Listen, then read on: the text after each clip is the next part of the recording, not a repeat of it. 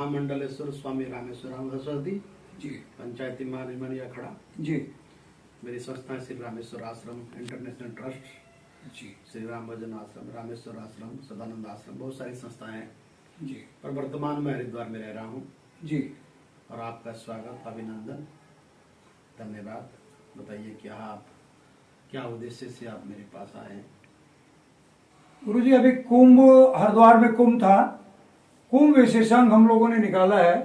पूरे साधु संत हमारे हिंदुस्तान के, विदेशों के और सारी शक्तियां साधु संतों का ये संदेश है कि जब भी कुंभ होता है हर की पेड़ी पे सारे शक्तियां किसी न किसी रूप में हरिद्वार में आती हैं और पूरी देशवासी आते हैं, उनका कुछ न कुछ उद्धार होता है। इसके बारे में थोड़ा ज्ञान। देखिए, महाकुंभ मेला ये आज का नहीं, अनादिकाल से जी, जैसे कि शास्त्रों में लिखा है, तस्याम चक्र प्रियम सर्वे ससुरा सुरमानव रूपोदारे भय वर्ण महिमा क्षिप्त चेतसा। जी, देव और दानव के मंथन से वहाँ अमृत की प्रादुर्भाव हुआ था जी, और जब वह अमृत लेकर, जैसे दैत्यों को भगवान ने मदिरा पिलाकर और देवों को अमृत पिलाकर जैसे अमृत लेके स्वर्ग की ओर प्रस्थान कर रहे थे, तो 4 जगहों में अमृत का प्रादुर्भाव हुआ। नासिक में, उज्जैन में, प्रयाग में और हरिद्वार में। वही जो समय, घड़ी, नक्षत्र, पल और भगवान सूर्य राशि में परिवर्तन होते हैं, तब वो सूर्य जब मेष में आता है तो हरिद्वार में कुंभ होता है, जी, मकर में आता है तो हरिद्वार में कुंभ होता है। इसलिए मकर संक्रांति से प्रारंभ होता है और मेष तक जाता है, वैशाख तक जाता है। तो यह कुंभ स्नान करने का जो एक अलौकिक एक शास्त्रीय परंपरा है, जो कुंभ स्नान से अनंत कोटि जन्मों का, जन्म जन्मांतरे कृतम पापम और जन्म जन्मांतरे कृतम पुण्यम, ऐसा शास्त्र में विदित है कि अनंत कोटि जन्मों के पापों को क्षय करते हुए मानव एक अध्यात्म की ऊर्जा से उस परमात्मा से प्राप्त करने के मार्ग चयन करता है।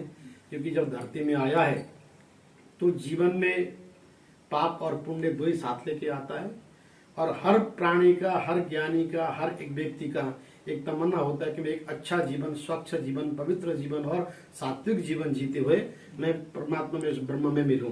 जी, तो वही हमारी शास्त्रीय परंपरा है और इन चारों स्थानों में सबसे महत्व हरिद्वार का कुंभ माना जाता है, क्योंकि हरिद्वार उत्तर दिशि देवतात्म हिमालय नाम नगाधिराजा, ये हिमालय के कंदरों में बैठा हुआ नील पर्वत के मध्य में पंचपुरी में स्थित ब्रह्मकुंड, जहाँ भगवान श्री हरि ने साक्षात यहाँ तप करके, यहाँ साधनाएं करके, यहाँ जिस स्थान को एक ऐसा गरिमामय, एक पवित्रमय स्थान बनाया है, जहाँ स्नान करने से हजारों गुना फल का प्राप्त होने का ऐसा शास्त्र में वर्णन है।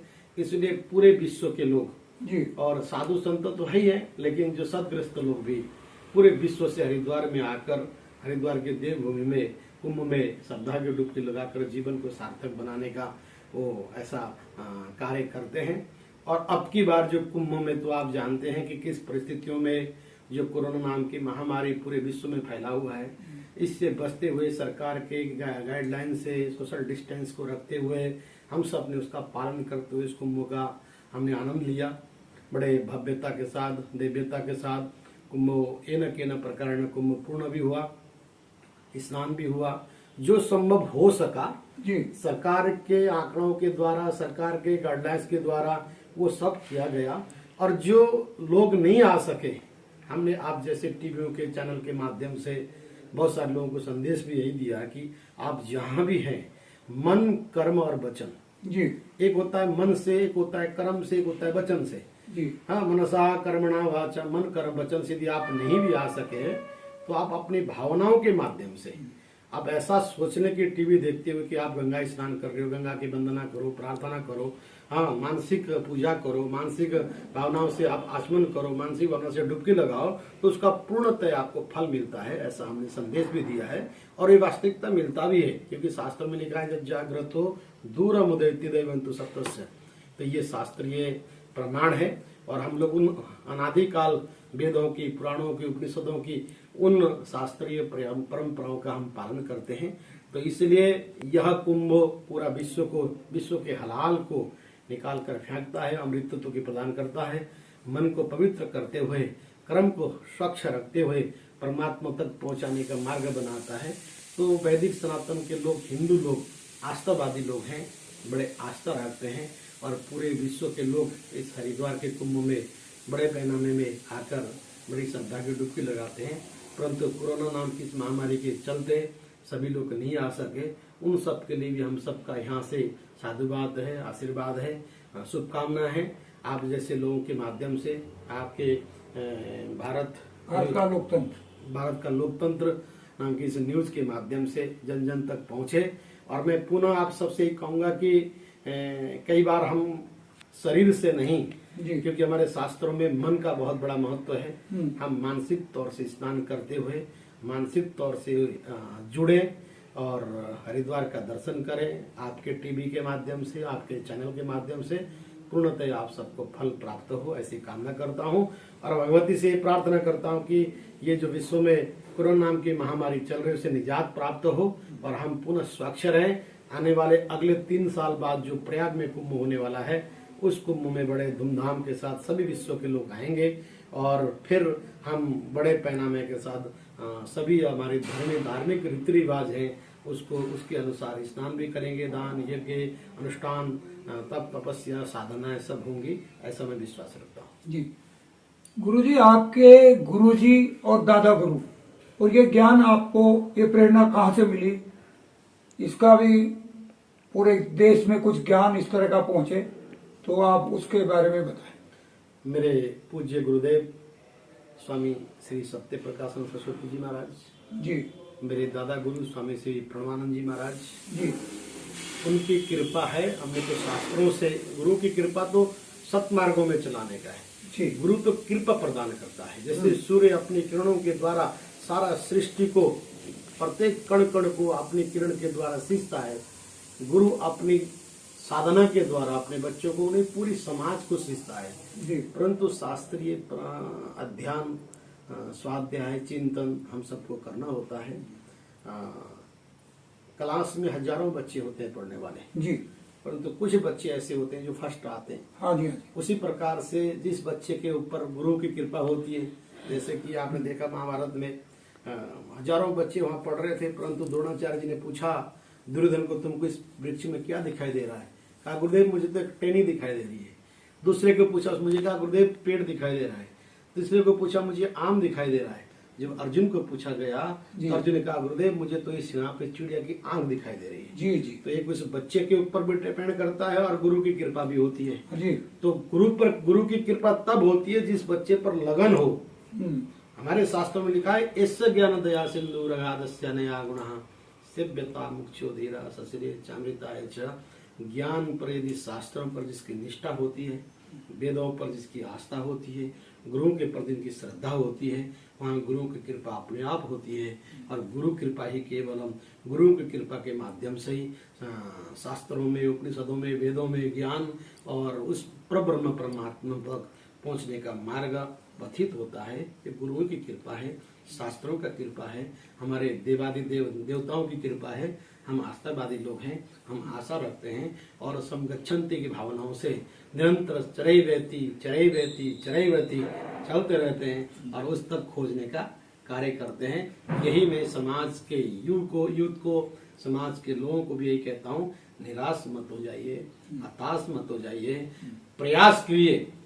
और आज वर्तमान में धीरे धीरे हम अपनी संस्कृति को भूलते जा रहे हैं, धीरे धीरे हम अपने विरासत को भूलते जा रहे हैं। कहीं ना कहीं अपने विरासत को जानिए, अपने बुजुर्गों के पास, माता पिताओं के पास बैठिए, अपनी उस परम सत्ता को, वैदिक सत्ता को, हिंदू सत्ता को जानने का प्रयास कीजिए और वही आपके जीवन का एक परम उद्देश्य होना चाहिए। हम यदि धर्मम रक्षति रक्षता, हमें अपने धर्म पे गर्व होना चाहिए, हिंदुत्व में गर्व होना चाहिए। और जब हम अपने हिंदूवादी हैं, हिंदू हैं, धर्म पर विश्वास रखते हैं, तो निश्चित है कि धर्म स्वतः हमारी रक्षा करता है।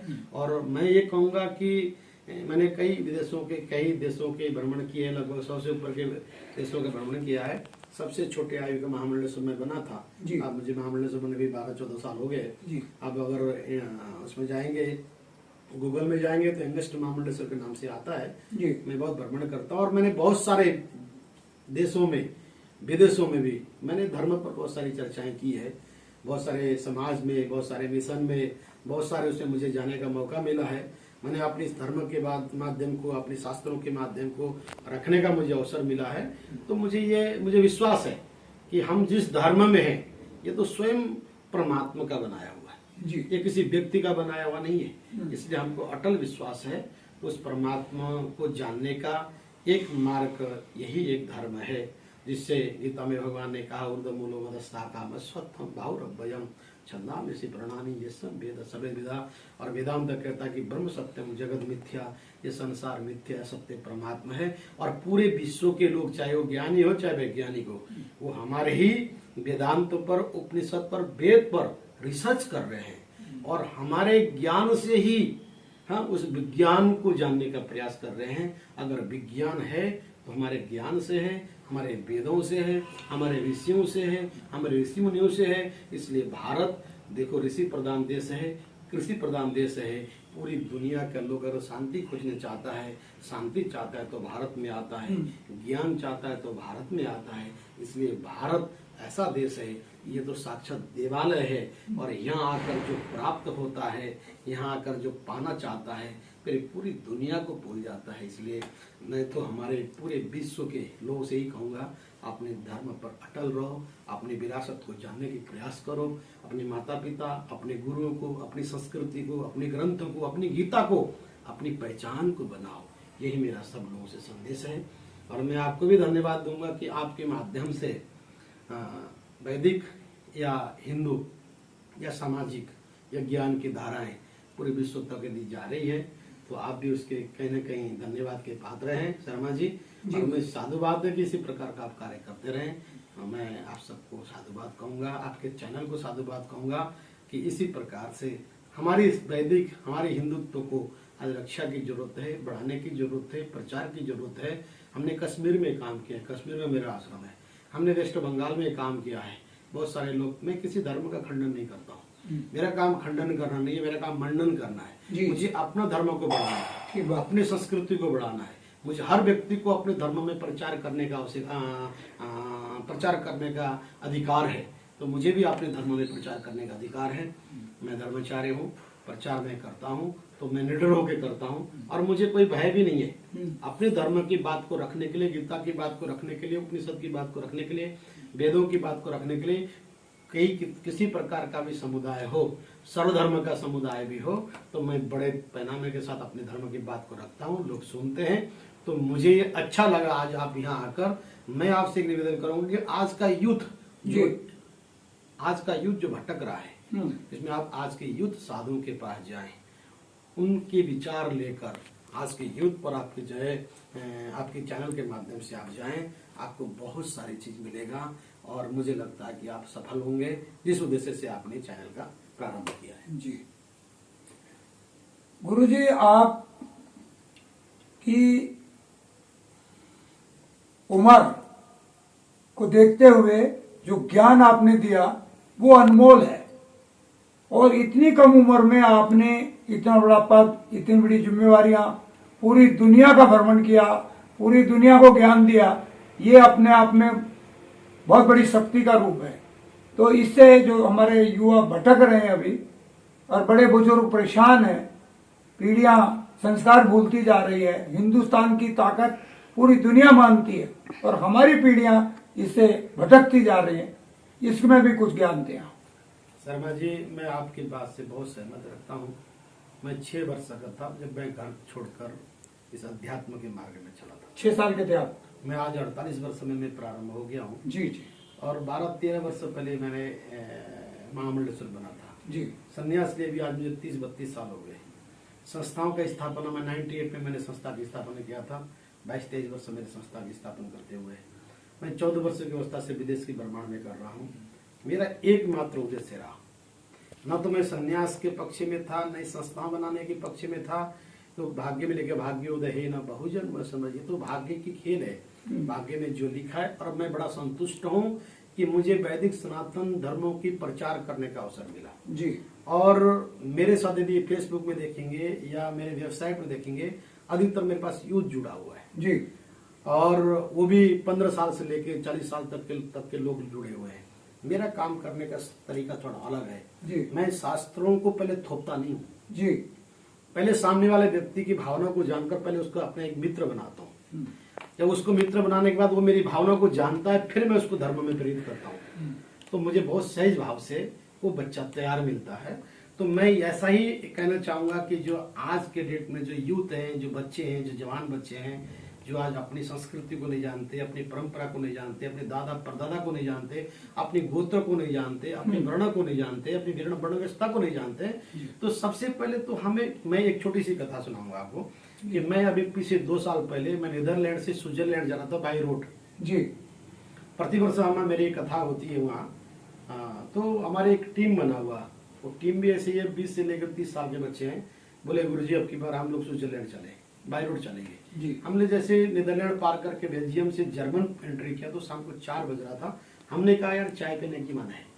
तो शाम को जैसे अब वहाँ तो एयरपोर्ट में ये पेट्रोल पंप के अंदर साइड में मिलता है, वहाँ सुपर मार्केट आदि बना होता है। जी तो हमने गाड़ी लगाई और गाड़ी लगा के जैसे चाय पीने उतर रहे तो हमारे आगे से एक ऑडी जीप निकली। जी उसमें मतलब 15 साल से लेकर 25 साल तक के 4 युवक इस्लाम धर्म वाले थे। जी तो गाड़ी उन्होंने रोकी, रोककर हाईवे के किनारे में अपनी चादर उतारा, सफेद चादर बिछाया, टोपी निकाली और नमाज पढ़ना शुरू की। जी तो मेरे साथ जो 6-7 बच्चे थे उनको मैंने कहा देखो इनका धर्म हाँ जी कितनी कट्टरपंथी है। अब मैंने कहा अपने धर्म को देखो, हम तिलक लगाने में शर्मिंदा करते हैं, चोटी रखने में शर्मिंदा करते हैं, कंठी पहनने में शर्मिंदा करते हैं, किसी मंदिर में जाने में शर्मिंदा करते हैं। तो मैंने कहा सबसे पहले इनकी कट्टरता देखो। जी अगर अपने धर्म को बचाना है, अपने धर्म को बढ़ाना है तो आपको कट्टरपंथी बनना पड़ेगा। जी अपने धर्म में कट्टरपंथी का मतलब ये नहीं है, जी। कट्टरपंथी का मतलब कि उसको स्वीकार करना पड़ेगा, विश्वास रखना पड़ेगा, अटल निर्णय लेना पड़ेगा। तो वो बच्चों को बड़ा अच्छा लगा। अब उन लोगों ने धीरे धीरे जिस मिशन को इस तरह से चला रहे हैं, आज मुझे पता है कि मैं आपने देखा होगा मैं बहुत जल्दी किसी मंच में नहीं जाता हूँ। जी जी मंच में जाने से ही केवल आप धार्मिक हैं या आप कोई नेता हैं ऐसा नहीं है, आप प्रचार कर रहे हैं ऐसा नहीं ठीक है। बात। आपका प्रचार करने की शैली, आप हिंदू हैं, आप धार्मिक हैं, क्योंकि मैं एक सन्यासी हूँ। मेरा काम विवेकानंद की तरह, मेरा लाडली साहब की तरह, मेरा शंकराचार्य की तरह, मेरा विवेकानंद की तरह, मेरा कार्य सामने वाले को अपने धर्म के बारे में कैसे संतुष्टि करना है, ये मेरा कर्तव्य है। तो मैं निरंतर उस कार्य को करता हूँ। रही बात योग्यता की, ये प्रभु की कृपा है। जी जी रही बात भाग्य की, ये परमात्मा की। मेरे कई जन्मों के पुण्य होंगे, कई जन्मों के पुण्य उदय होंगे तो मुझे गुरु भी ऐसे मिले, हरिद्वार जैसा धाम, मेरे पूज्यपाद हमारे ब्रह्मलीन, हमारे दादा गुरु स्वामी प्रणवानंद जी महाराज, पूज्यपाद मेरे गुरुदेव स्वामी सतप्रकाश जी महाराज आज 91 वर्ष के हैं। कई कॉलेज चलते हैं, कहीं हॉस्पिटल चलते हैं, कहीं विद्यालय चलते हैं, कहीं गुरुदेव आज भी समाज सेवा में करते हैं, लेकिन कहीं नाम नहीं देखेंगे, कहीं फोटो नहीं देखेंगे, कहीं चलचित्रों में नहीं देखेंगे, कहीं न्यूज में नहीं देखेंगे। काम करने वाला व्यक्ति कभी पब्लिसिटी नहीं करता। जी ठीक बात। जिसको सेवा करनी है उसकी पब्लिसिटी की जरूरत नहीं है, और जो डायमंड है उसको पॉलिश करने की आवश्यकता नहीं बहुत बढ़िया बात। है। इसलिए हमें काम करने में विश्वास रखना चाहिए, हमें अपने धर्म को प्रचार करने में विश्वास रखना चाहिए, हमें कार्य करना है। परमात्मा देख रहा है और बस हमें तो हम चलते हैं, परमात्मा हमारे पर कृपा कर रहा है। और रही बात ज्ञान की, यस्य ज्ञान दया सिंधु अगाधस्य, ज्ञान एक स्रोत है। किताबों में पढ़ा हुआ ज्ञान तो वहीं तक है, लेकिन उन किताबों के माध्यम से आपको ज्ञान की स्रोत होना चाहिए। उस स्रोत के माध्यम से आम जन जन के हृदय में हम अपने धर्म का, अपनी संस्कृति का और उस परमात्मा का हम भाव जगा सकें। यही हमारा उद्देश्य है, यही सन्यासी का कार्य है। वसुधैव कुटुंबकम की भावना लेके, विश्वानि देव सवितुर की भावना लेके और सर्वे भवन्तु सुखिनः की भावना लेके मैं तो इस पर विश्वास करता हूँ। और हमारे लिए मेरे पास हिंदू आ जाए, मुस्लिम आ जाए, क्रिश्चियन आ जाए, कई दूसरे धर्म के लोग आए, उनको मैंने हिंदू भी बनाया है। कई ऐसे लोग हैं जो क्रिश्चियन, उनके घर में भी जाता हूँ। बहुत सारे ऐसे मुस्लिम के घर में भी जाता हूँ। मेरा काम, मेरा धर्म, मैं एक टीचर हूँ जी, मैं एक प्रोफेसर हूँ। मेरा काम मेरे धर्म को ठीक से सामने वाले व्यक्ति के हृदय में बैठाना है। जी जी ये काम मुझे करना है। इसके लिए मैं हर संभव प्रयास करता हूँ। अब इसको गुरु कृपा करें, परमात्मा का कृपा बोले। और रही अवस्था की, आपने पूछी अवस्था, देखो ध्रुव जी की क्या अवस्था थी, प्रहलाद जी की क्या अवस्था थी। ठीक बहुत है, बढ़िया बात। जब परमात्मा कृपा करता है तो वहाँ ज्ञान में कोई सन्यास में कोई अवस्था नहीं देखी कि 60 साल का होगा तो ज्ञान होगा। ठीक बात। ज्ञान तो एक छोटे से बालक को भी हो सकती है बिल्कुल। और पूरे जीवन बीत जाता है पोथी पढ़ते पढ़ते, उसको भी ज्ञान नहीं होता है। ये तो सब प्रारब्ध का खेल जी, है जी। और प्रभु की कृपा है। हमें इसी प्रकार से अपने धर्म में निष्ठा रखना चाहिए और राष्ट्रभक्ति होना चाहिए, क्योंकि भारत मेरे लिए मंदिर है, विश्व मेरा घर है और मैं विश्व में जाता हूँ, भारत का पुजारी हूँ और एक ही बात कहता हूँ, भारत देश विभूषित करा, मम देश विभूषित करा। भारत मेरा मंदिर है, इस मंदिर की रक्षा कैसे करनी है ये हम पुजारियों को सोचना चाहिए और आप जैसे लोगों को सोचना चाहिए। आप और हम मिलकर यदि कार्य करेंगे तो भारत विश्व गुरु था। विश्व गुरु बनने में तनिक भी क्षणिक भी मुझे कोई संदेह नहीं है, क्योंकि यदि आज विज्ञान तरक्की कर रहा है तो भारत के ज्ञान से तरक्की कर रहा है। भारत का साइंटिस्ट, भारत का डॉक्टर, भारत का साधु पूरे विश्व में जाके अलग जगाता है अपनी शास्त्रों से, अपने ज्ञान से, अपनी त्याग से, अपनी तपस्या से, जो पूरी दुनिया को अपनी एक दिव्यता, अपनी वो धाराएं बहाता है और लोग उसका लाभ उठा रहे हैं। और हम जो है भारत में धीरे धीरे शून्यता में जा रहे हैं। तो मैं तो यही कहूँगा कि जो हमारे लोग बाहर जाके हमारे प्रचार कर रहे हैं, बहुत अच्छी बात है, परंतु भारत के प्रति सोचने की आवश्यकता है, भारत की रक्षा की आवश्यकता है। भारत में जो हमारे लोग धर्म परिवर्तन हो रहे हैं उन पर भी मैं यही कहूँगा, धर्म रक्षति रक्षता। और भगवान ने ये भी कहा है कि दूसरों को धर्म में हमको राजा बना दे, परंतु अपने धर्म में मर मिटना श्रेय है। हाँ, तो अपने धर्म में मरने से स्वर्ग जाता है और दूसरे के धर्म में जाके कोई राजा बना दे तो भी वो नरक जाता है। तो मैं किसी दूसरे की धर्म और अधर्म की बात नहीं करता हूँ, मैं अपने धर्म की बात करता हूँ। हमारे पूरे देश में नहीं, विश्व में रहने वाले लोगों से मैं निवेदन करता हूँ कि अपनी राम को पहचानो, अपनी जो है ना कृष्ण को पहचानो, अपने शिव को पहचानो, अपनी आत्मा को पहचानो। अहम ब्रह्मास्मि, मैं ब्रह्मा हूँ, एक हम ब्रह्म द्वितीय नास्ति, परमात्मा एक ही है, दूसरा कोई परमात्मा नहीं है। ये विश्वास रखकर उस पर थोड़ा सा विश्वास रखें तो निश्चित है कि आप 1 दिन 2 दिन 5 दिन प्रयास तो करके देखो, आपको सफलता मिलेगी। तो ऐसा मेरा मानना है। गुरुजी बहुत बढ़िया ज्ञान दिया और ज्ञान प्रभु भक्ति वो पूरे विश्व के लिए, हर समाज के लिए, पूरी दुनिया के लिए जो आपने एक परिवार रूप बनाया, ऐसी सोच अगर हर इंसान की हो तो दुनिया में स्वर्ग की कोई कमी नहीं है। स्वर्ग सुना है तो बन सकता है। आप जैसे साधु संतों के विचारों से, आशीर्वाद से, मार्गदर्शन से भारत का लोकतंत्र परिवार आज बड़ा धन्य हुआ कि हम पिछले काफी साल से इस प्रोग्राम को कर रहे हैं। सारे साधु संतों का आशीर्वाद मिला, पर आज जो मिला वो अद्भुत ज्ञान, अद्भुत तपस्या आपसे मिली।